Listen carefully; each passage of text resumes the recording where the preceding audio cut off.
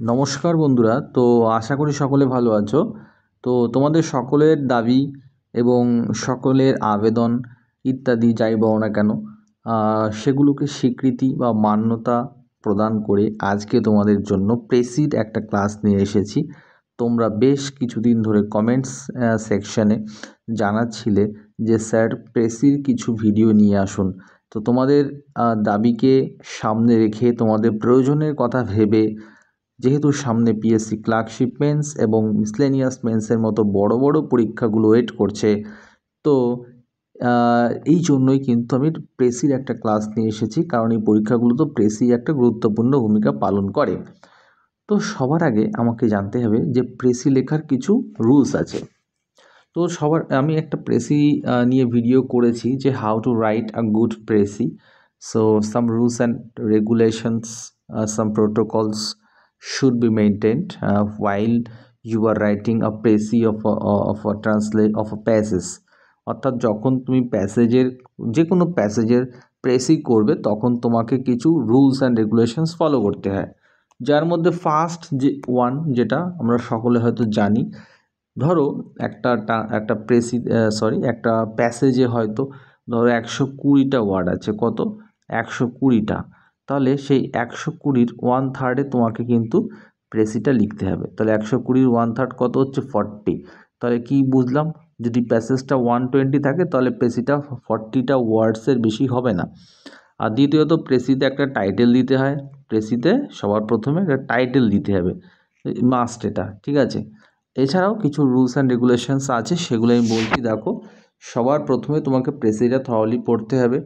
হ্যাঁ, তো second time যখন পড়বে, বেশ কয়েকবার পড়তে হবে। ফার্স্ট টাইম যখন থরলি পড়ে বেরিয়ে যাবে, বোঝার চেষ্টা করবে কি বলতে চাইছে। সেকেন্ড টাইম যখন পড়বে তখন কি ওয়ার্ডসগুলোকে আন্ডারলাইন করবে। কি ওয়ার্ডস মিনস সেই সমস্ত ওয়ার্ডসগুলো যেগুলো ওই প্রেসির মূল বিষয়বস্তুর সাথে আর কি ভীষণভাবে জড়িত, ওতপ্রোতভাবে বা ক্লোজলি অ্যাসোসিয়েটেড বলতে পারো।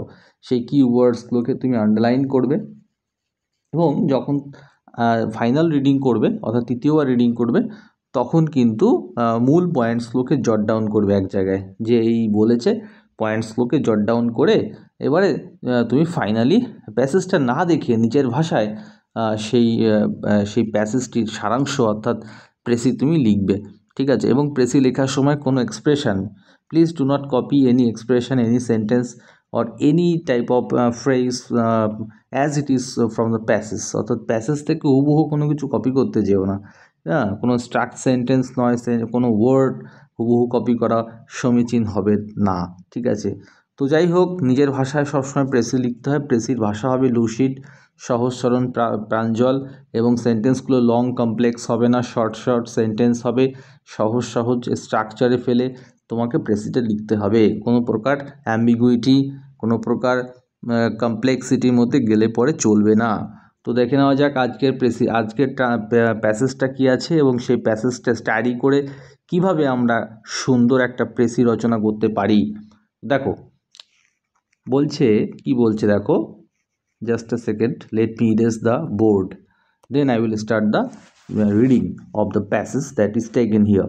তো দেখো, Personality is a blend itself. Personality is a blend itself to one possessed of self-confidence। তো বলছে পার্সোনালিটি হচ্ছে সেই ব্যক্তির কাছে একটা, মানে সেই ব্যক্তির চরিত্রে, হ্যাঁ, পার্সোনালিটি সেই ব্যক্তির চরিত্রে তুমি দেখতে পাবে, ব্লেন্ড মানে মিশ্রিত আর কি। তো পার্সোনালিটি সেই ব্যক্তির চরিত্রে মিশ্রিত হয়ে আছে বা হবে যে ব্যক্তি পজেস করে, মানে অধিকার করে থাকে। পজেস মানে অধিকার করে থাকা। তো কি পজেস করে থাকে, অধিকার করে থাকে? সেলফ কনফিডেন্স মানে আত্মবিশ্বাস। তাহলে আমরা এই প্রথম লাইনেই দুটি কিওয়ার্ডস পেলাম, একটা হচ্ছে পার্সোনালিটি, তাহলে এই প্যাসেজটা মূলত পার্সোনালিটিকে নিয়ে, এবং সেলফ কনফিডেন্সকে নিয়ে। এটুকু বুঝতেই পারছি প্রথম লাইনটা স্টাডি করে। চলে যাব পরের সেন্টেন্সে। What is self confidence? আত্মবিশ্বাস কি? প্রশ্ন ছুঁড়েছেন লেখক নিজে উত্তর দিচ্ছেন। It is a state of mind, এটা মনের একটা অবস্থা। Entirely sure of its own thoughts and actions whether right or wrong. বলছে এটা হচ্ছে মনের একটা মানসিক অবস্থা, মানে মানসিক একটা অবস্থা যেখানে একজন ব্যক্তি ভাবে যে সেই ঠিক, সে ভুল হোক।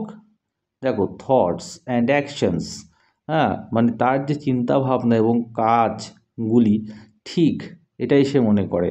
যদিও সে কাজগুলো ভুল হোক কি ঠিক হোক, তবুও সে মনে করে তার কাজটাই ঠিক, তার ভাবনাটাই ঠিক। এটাই হচ্ছে সেলফ কনফিডেন্স। দেখো, বিলিভ ইন ইউর সেলফ, নিজের প্রতি বিশ্বাস করো। লেখক বলছেন তোমাদেরকে, আমাদেরকে বলছেন যে বিলিভ ইন ইউর সেলফ, নিজের প্রতি বিশ্বাস রাখো।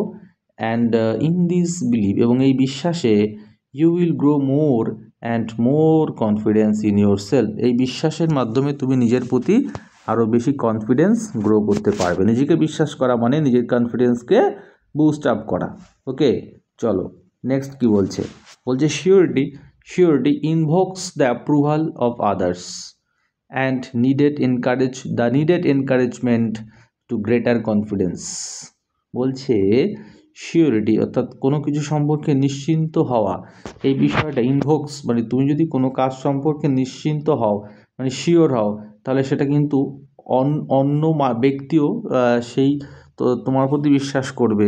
ঠিক আছে, মানে তুমি যদি কোনো বিশ্বাসী হও, তুমি কিন্তু অন্য কেউ সেই বিশ্বাসী করতে পারবে। তুমি যদি নিজেই বিশ্বাস না করো কোনো কিছু, সেলফ কনফিডেন্স না হও, তাহলে অন্যকে কিন্তু সেই বিশ্বাসী করাতে পারবে না।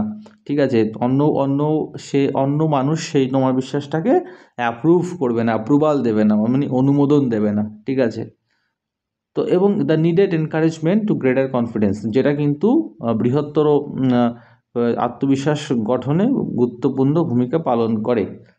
The most effective and beneficial influence towards this end is the understanding gained by experience of life, so that you can see life in its own proportion and realize that it is not enough to be fine। ভালো করে বুঝবে, the most effective অর্থাৎ সবথেকে কার্যকরী এবং উপকারী যে দিকটা, হ্যাঁ, এই যে সেলফ কনফিডেন্স বলো, তার সবথেকে কার্যকরী এবং উপকারী দিকটা কি বলো তো, যে তুমি জীবনকে এক্সপিরিয়েন্স করতে পারবে, আন্ডারস্ট্যান্ড করতে পারবে। তুমি জীবনকে আন্ডারস্ট্যান্ড করতে পারবে, বুঝতে পারবে নিজের যে পার্সোনাল অভিজ্ঞতা। দেখো, আন্ডারস্ট্যান্ডিং, তুমি জীবনকে উপলব্ধি করতে পারবে, রিয়েলাইজ করতে পারবে বাই প্র্যাকটিক্যাল এক্সপিরিয়েন্স। ঠিক আছে, তো যাই হোক, পরের এক্সপ্রেশনটা দেখে নেব কি আছে। বলছে one must be fitting and know that. অর্থাৎ একজন ব্যক্তিকে অবশ্যই ফিটিং মানে উপযুক্ত, সুইটেবল হতে হবে এবং জানতে হবে that alone is the fittest who takes the least cognizance of what others opinion of him is. বলছে কগনিজেন্স মানে কি? কগনিজেন্স মানে নোটিস করা, কোনো কিছু নোটিসে আসা। সেই ব্যক্তি হচ্ছে সবথেকে অতি উত্তম ব্যক্তি যে কিনা অন্যরা তাকে নিয়ে কি ভাবছে, কি অপিনিয়ন দিচ্ছে, কি মতামত পোষণ করছে, সেটা নিয়ে সে কিন্তু সে লক্ষ্যই করে না। কগনিজেন্সই দেয় না, সে লিস্ট কগনিজেন্স দেয়, তাহলে সেই ব্যক্তিটাই কিন্তু উত্তম। নেক্সট কী আছে দেখো, বলছে it is the fear of other opinion that binds and imprisons one. এটা হচ্ছে, দেখো, আমাদের সকলের মনে একটা ভয় থাকে যে অন্যরা কি ভাববে, হ্যাঁ, কি বলবে। তাহলে এই যে অন্যের ভাবনা চিন্তার প্রতি যে ফিয়ার, ভয়, সেটাই কিন্তু আমাদের মাইন্ডস বেঁধে রাখছে এবং আমাদের চার দেয়ালের মধ্যে আটকে রাখছে, ইমপ্রিজন্স করে রাখছে। আমরা নিজেদেরকে আর কি আমরা ম্যানিফোল্ড করতে পারছি না, আনফোল্ড করতে পারছি না, মেলে ধরতে পারছি না। যার জন্য ওয়াইল it is fearlessness of that opinion that gives one's freedom. If we desire that our life should make a fascinating appeal and be full of charm। কি বলছে দেখো, while it is fearlessness, বলছে এটা হচ্ছে নির্ভীকতা বা ফিয়ারলেসনেস। ঠিক আছে, অফ দ্যাট অপিনিয়ন মানে লোকজন তোমাকে নিয়ে যে অপিনিয়ন দেবে, সেই অপিনিয়ন সম্পর্কে তোমাকে নির্ভীক থাকতে হয়, ভয় পেলে চলবে না। এবং তাহলে তোমাকে কি করবে, তাহলে তোমাকে এটা গিভ করবে, মানে দেবে, তোমাকে কি দেবে? ফ্রিডম, স্বাধীনতা। তবেই তুমি জীবনের স্বাধীনতা উপলব্ধি করতে পারবে এবং যে স্বাধীনতা তোমার জীবনটাকে আরও ফ্যাসিনেটিং এবং চার্মিং করে তুলবে। ঠিক আছে, পরের সেন্টেন্সটা দেখে নি কী বলছে। উই মাস্ট হ্যাভ পার্সোনালিটি, অবশ্যই আমাদের পার্সোনালিটি ডেভেলপ করতে হবে। We must have personality, it is not a thing reserve for the gifted. ঠিক আছে, পার্সোনালিটি কিন্তু শুধু গিফটেড পার্সন, যারা ওয়েলদি, ঠিক আছে, অনেক ধরো তারা আর কি টাকা পয়সা সম্পন্ন ব্যক্তি, বিত্তশালী ব্যক্তি, তাদের জন্যই যে এটা রিজার্ভ করা আছে পার্সোনালিটি, তা নয়। পার্সোনালিটি যে কোনো কেউ গেইন করতে পারে।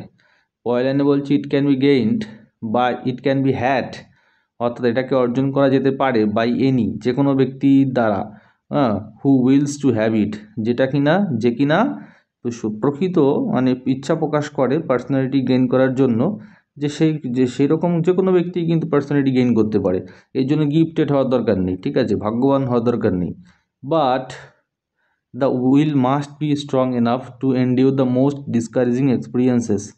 ওকে, তা বলছে এই যে উইল, এই যে ইচ্ছাশক্তি, সেটাকে অবশ্যই স্ট্রং হতে হবে। কেন কি, এই ইচ্ছাশক্তির মাধ্যমে কিন্তু আমাদের ডিসকারেজিং এক্সপিরিয়েন্স, জীবনের যে হতাশাব্যঞ্জক অভিজ্ঞতা, সেগুলোকে কাটিয়ে উঠতে হবে, সহ্য করতে হবে, ঠিক আছে।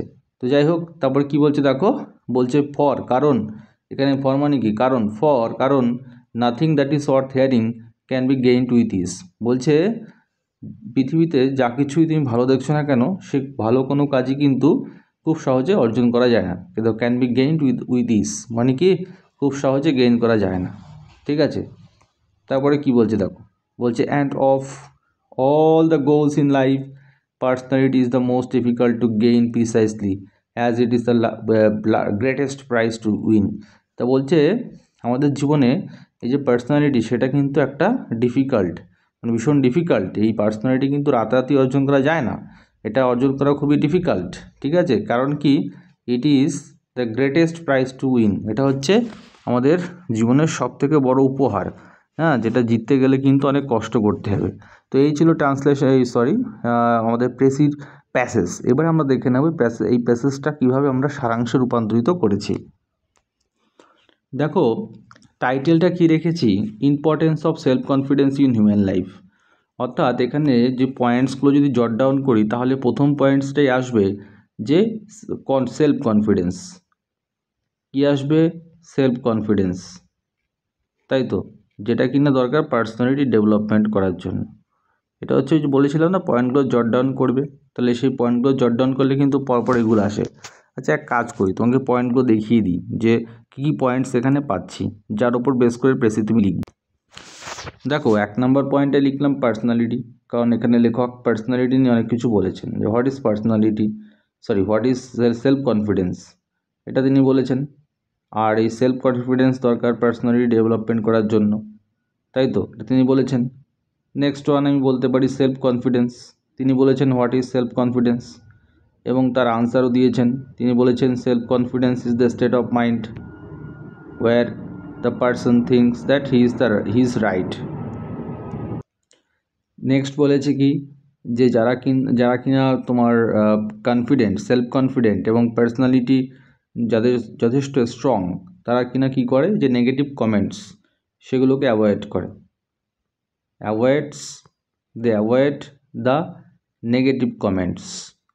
অপরের যে নেগেটিভ কমেন্টসগুলো আছে, ক্রিটিসিজমসগুলো আছে, সমাজ থেকে যে ক্রিটিসিজমসগুলো পাচ্ছে, সেগুলোকে জাস্ট সে অ্যাভয়েড করছে, নেগেটিভ কমেন্টসগুলোকে অ্যাভয়েড করছে, তাই তো। এরপরে বলছে যে পার্সোনালিটি কিন্তু শুধুমাত্র যারা গিফটেড আছে তাদের জন্যই নয়, পার্সোনালিটি সকলেই গেইন করতে পারে, শুধুমাত্র স্ট্রং উইলের মাধ্যমে। It's not gifted rather any person can acquire personality with strong will or iron determination, অর্থাৎ দৃঢ় সংকল্পের মাধ্যমে কিন্তু পার্সোনালিটি গেইন করতে পারে, ঠিক আছে। এবং পার্সোনালিটি গেইন করা খুব সহজ নয়, এটা আমাদের জীবনে একটা মহামূল্যবান সম্পদ। তো এই বিষয়গুলোকে মাথায় রেখে তোমাকে প্রেসিটা লিখতে হবে, এই পয়েন্টসগুলোকে মাথায় রেখে। এবার দেখো কীভাবে প্রেসিটা করা হয়েছে। এই প্রেসিটার নাম রাখা হয়েছে, অর্থাৎ টাইটেল দিয়েছি importance of self confidence in human life. Importance of self confidence মানে সেলফ কনফিডেন্সের মাধ্যমেই তো সমস্ত কিছু হচ্ছে, পার্সোনালিটি। আর পার্সোনালিটি থাকলে তার মধ্যে কিছু কিছু গুণ চলে আসছে, সেই গুণগুলো নিয়ে আলোচনা করা হয়েছে। তাহলে কি বলতে পারি, দেখো তো, যে সেলফ কনফিডেন্স আত্মবিশ্বাস, অ্যান্ড সেলফ রিলায়েন্স আত্মনির্ভরতা, আত্মবিশ্বাস এবং আত্মনির্ভরতা are the two magically powerful weapons in human life. এই দুটো হচ্ছে ম্যাজিক্যালি পাওয়ারফুল, এই যে দুটো জিনিসের কথা বললাম, দুটো কোয়ালিটিসের কথা বললাম, হিউম্যান কোয়ালিটিস, এই দুটো হচ্ছে ম্যাজিক্যালি পাওয়ারফুল, শক্তিশালী, হ্যাঁ, ওপেন্স, মানুষের জীবনে ম্যাজিক্যালি মানে ভীষণ ম্যাজিক্যালি কাজ করে, ম্যাজিকের মতো কাজ করে, ম্যাজিকের মতো শক্তিশালী, দুটো ওপেন মানব জীবনে। By dint of this qualities, এই সমস্ত কোয়ালিটিসের মাধ্যমে, বাই ডিন্ট অফ হচ্ছে একটা ফ্রেজ, কি বললাম, বাই ডিন্ট অফ, এটা কিন্তু একটা ফ্রেজ, এর মানে হচ্ছে মাধ্যমে, অর্থাৎ এই কোয়ালিটিসগুলোর মাধ্যমে a man can inculcate charming and influential personality, একটা ব্যক্তি নিজের মধ্যে আত্মস্থ করতে পারে, ইনকালকেট মানে আত্মস্থ করা, অনুপ্রবেশ ঘটানো, নিজের মধ্যে একটা চার্মিং এবং ইনফ্লুয়েন্সিয়াল পার্সোনালিটি, প্রভাবশালী এবং খুবই প্লিজিং, মনোমুগ্ধকর একটা পার্সোনালিটি নিজের মধ্যে ডেভেলপ করতে পারে। ঠিক আছে, তারপরে বলছে মেন্টালি স্ট্রং, কি বলছে, mentally strong and stable persons never be afraid of the criticisms of the cynics মানে কি, যারা ছিদ্রান্বেষী, যারা কিনা সকলের দোষ ধরে বেড়ায়। যারা মেন্টালি স্ট্রং এবং স্টেবল, অর্থাৎ যারা পার্সোনালিটি সম্পন্ন ব্যক্তিত্ব, তারা কিনা কখনোই ভয় পায় না সমাজের ক্রিটিসিজমের প্রতি।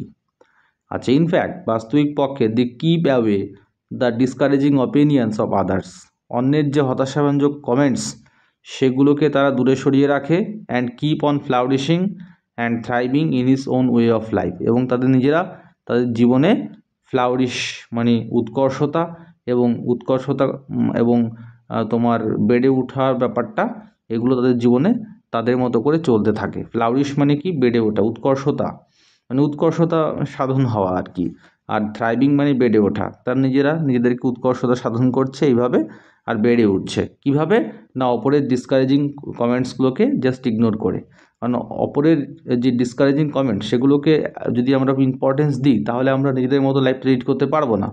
ঠিক আছে, তারপরে কি বলছে last line, personality is a blessing that can't be developed overnight, বলছে পার্সোনালিটি হচ্ছে আশীর্বাদ, এটা একটা আশীর্বাদ, blessing that can't be developed, যেটা কিনা ডেভেলপ করা যায় না, ওভারনাইট মানে রাতারাতি। ঠিক আছে, তো দেখো মূল প্যাসেজে মূলত 210টা ওয়ার্ড ছিল, কম বেশি, হ্যাঁ, মোরাললেস, আর এই পেসিটা আমি লিখেছি মোটামুটি 70টা ওয়ার্ডসে। ঠিক আছে, 69 ওয়ার্ডস আছে এখানে, অ্যাকচুয়ালি 69 আছে। তো যাই হোক, আমি মোরাললেস ধরলাম, ওই ঠিকই আছে, 1/3 হয়েছে, সমস্যা হওয়ার কথা নয়। তো যাই হোক বন্ধুরা, এটা ছিল আজকের ভিডিও। যদি তোমাদের ক্লাসটি ভালো লেগে থাকে অবশ্যই চ্যানেলটা সাবস্ক্রাইব করে দিও ইন ফিউচার আরও ভালো ভালো কন্টেন্ট পাওয়ার জন্য। Thank you for watching this video, thank you.